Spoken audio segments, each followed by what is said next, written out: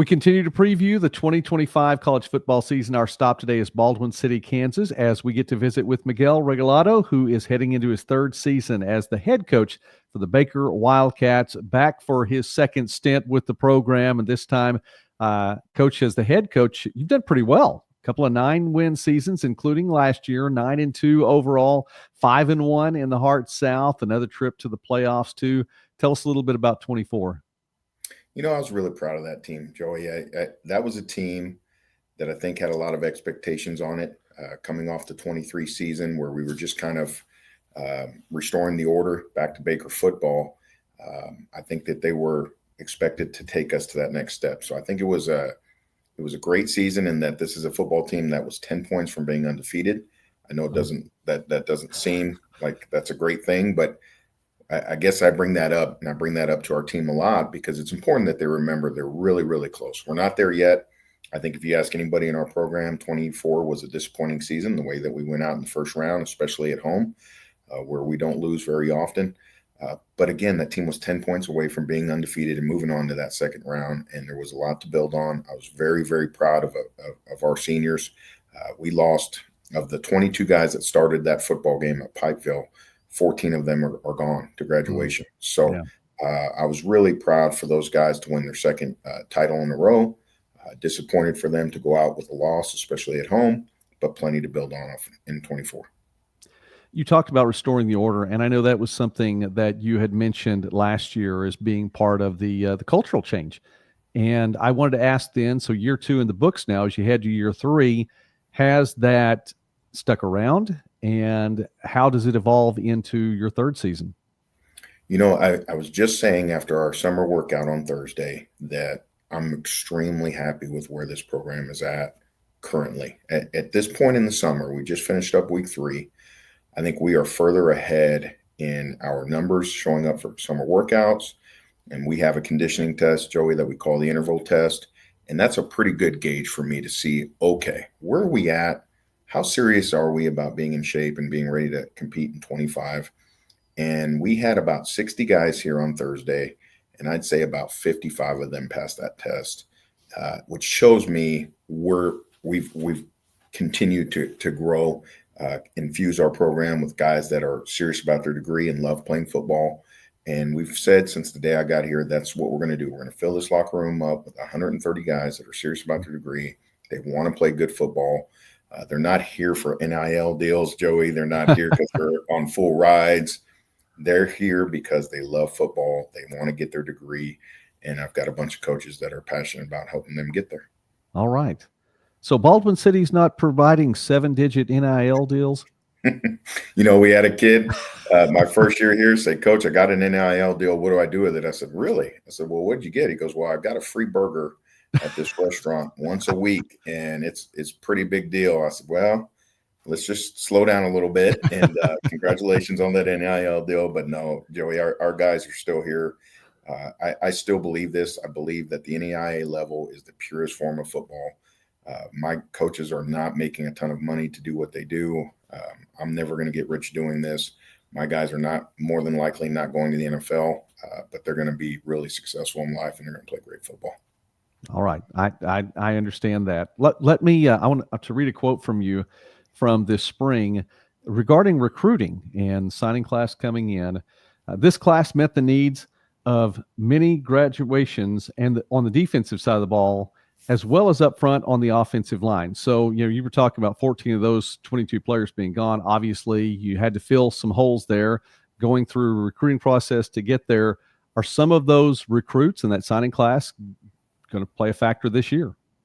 They will, especially on the defensive side of the ball. I really think that we absolutely crushed the recruiting class on the defensive side of the ball.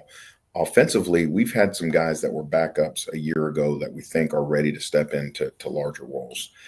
So I feel very good about that. We did need to address some needs, skill position-wise on the offensive side of the ball. But defensively, you're talking about 3 out of 4 starters in the secondary, 2 out of 3 starters at the second level position at linebacker, 2 out of 4 starters on the defensive line. These are guys that have played a lot of football games. So here's what I've felt since we've finished up this recruiting class. This Baker University football team in 25 is going to be the youngest team I've ever seen play Wow. in the heart. But I also think it's one of the most talented teams I've ever seen play. So I keep saying to our staff, man, we are young but dangerous football team in 25. And it's just going to be a matter of how quickly we grow up. And they're going to have to grow up quick because they open up right away in a hostile environment. That is true. And we'll talk about that September portion of your schedule here in just a moment. Regarding then that, okay, let's look ahead to 2025. You said you had talented players last year, so I mean that says a lot if you feel that highly about this year's team. Kenan Carn, Thad Metcalf, both All-Americans over the course of their career. Both of them have graduated. Now you do bring back Zach Kramer, who was the Hart South Defensive Player of the Year, and I'll let you start right there, and let's talk about your defense. Yeah, I think you always start on defense. Joey, talking about the defensive line. The defensive line is what can hide a defense or make a defense look really good or make it look really bad. So we graduated a lot of reps there and a lot of starts there with Brian Lane moving on and Dylan Gillespie. So we're looking forward to Elijah Malvo. We're looking forward to Jalen Smith stepping in and performing. We've really, really recruited well at that position in this offseason, so we're looking forward to seeing some young guys there. Kramer is the steady part of our defense. He's a 4.0 guy. He's a fantastic football player. He's a good person. He represents Baker University really well on the field and off the field. So we're going to surround Kramer with a couple of young guys or some guys that have been in the program for a couple of years but maybe haven't gotten a ton of reps. And he'll get them lined up correctly. He's unbelievable to have on our team. In the secondary, we graduated or graduated 2 out of 3 losses there. Joey, one of them has transferred. PJ McCallum transferred on to Nebraska Kearney. But we're returning Cam Porter. Cam Porter started every single game as a true freshman, was 1 vote away from being the Defensive Rookie of the Year in the conference. We're going to be very young in the secondary, but man, are we talented. I mean, we've got some really good players. They're here all summer. We know exactly where they're going to be when we hit camp. Sometimes that's nervous as a coach. What is guys going to show up on August 8th looking like? We feel pretty good, like we know what our team's going to look like. So really, really young in some spots, but man, do we have some good football players. There's that word talented again. So yes. We're looking for that. We're visiting with Coach Miguel Regalado from Baker here on Midwest Sportsnet, and I encourage you, please take the time to like this video and to subscribe to the channel. We talk about small college sports and more throughout the Midwest and beyond, the pure sport of NAIA football. We talk about that a lot here on the channel. Coach, on the offensive side, Truman Julesgaard, one of the best decisions that you guys ever made probably was taking him from the defensive side of the ball to the offensive side, and he's done nothing but have success for you when he was out on the field. I know he knows the defense well. Dealt with a high ankle sprain over the course of the season last year at different times, and it did have an effect, I know, on the team. Sam Hegeman came in and filled in admirably. Truman's back. Is Sam back? And can we start there and talk about your offense? Yeah. Our offense will go, Joey, you hit it right on the head, it will go as Truman Julesgaard goes. Truman, I'm so happy that he's now comfortable playing the position. He's going to be in a bit of a different system this year, but he handled it really well in the spring and was playing really, really good football by the end of the spring. But he can do it all. He can throw it. He can run it.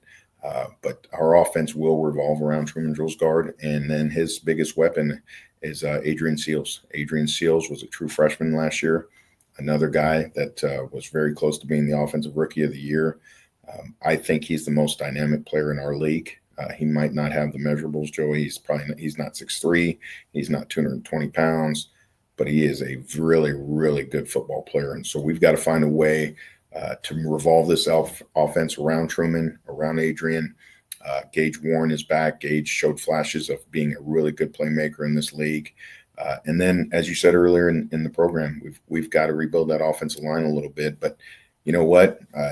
I'm glad I'm coaching them. I will have an offensive line ready to roll. I'm a big believer in cross-training your guys from the day they arrive on campus. So we've got some guys that may not have started a lot of games, but they have been cross-trained. They've played guard, they've played tackle, they've played left, they've played right, and we'll have a group ready to go on the 6th. All right. And I know that offensive line is very, very important. There's another portion of this team that I know you think highly of too, the special forces. And good thing for Baker as Seth Simpson's coming back. 21 of 25 field goals last year, Coach. That's absolutely amazing to be above 80% right there. 51 of 53 point after attempts. 114 points. I mean, that's a lot of points to put up there, and he's coming back. Yeah, he is. And Joe, I have to apologize. I skipped right over one of your questions. Okay. You asked about Sam Hegeman. Sam is back. However, he's not back throwing the football. He's back coaching our quarterback. So I did apologize. No, that's all right. We have to get Sam time in there too. That's fine. Yes, Sam is fantastic. And you said it. He did an unbelievable job filling in for Truman. And we're so happy that he's going to stay with the program. That's kind of how Baker is, Joey. We find good football players that love the game. They're smart about it, and they want to go on and become coaches, and that's going to be Sam this year working with Truman, so we're excited about that. As far as Lefty goes, we call Seth Lefty. He is, I always kid him. He's like a serial killer. He's just never high. He's never low. He just does his thing, and you would never know that guy is one of the best kickers in the country. He's a very team guy. He is not all about accolades and people talking about him. He just loves to kick. He's worked with some young kids this summer and helping them learn how to kick. Just a fantastic person. So we're really, really lucky to have him back. I know most offense coordinators would say they don't love to be kicking as many field goals as we did last year. So don't get me wrong. I think we need to up our production in the red zone. But to have a guy that when you put him out there, 90% of the time or better, he is going to make that kick. It's really, really huge for our special forces. I understand, and you're right. Six is more than three, but three's more than zero. That's the last time I checked. You're correct on both. Quick math here on Midwest Sportsnet. That's what we try to do. Coach, I've enjoyed getting to know you over the last couple of summers, and thank you for your time coming on the channel and visiting with us. The get to know you question for all the coaches this summer has been this: favorite 80s song or 80s band? I'm a big 80s guy. I'm 48 years old. So I grew up listening to music in the 80s and 90s. And Joey is going to probably shock you. I'm a Lionel Richie guy. I'm a big Lionel Richie guy. I love Lionel. You can throw on just about any Lionel song. I think if I had to choose one, Stuck on You is one of mine. But I'm a big Lionel Richie. I love 80s Madonna. But Lionel Richie would be the guy I go with. Okay. Early mid 80s. I'm right with you on that. I listened to a lot of Lionel Richie. He had a couple of his, and I will say this, cassettes. For anyone who doesn't know what a cassette is, but I did. I liked All Night, liked Running with the Night. Those were a couple of my favorite Lionel Richie songs too. So there's a lot of good guitar in that people. I'm glad you asked that. We could talk another 40 minutes. Yeah, probably could. All right. Well, thank you for that, Coach. We've learned a little bit here. Let's learn about the schedule. It doesn't start off easy. September 6th at Peru State, new coach there. September 13th hosting William Penn. So the Baker fans get a chance to see you for the first time there. Second Saturday in September.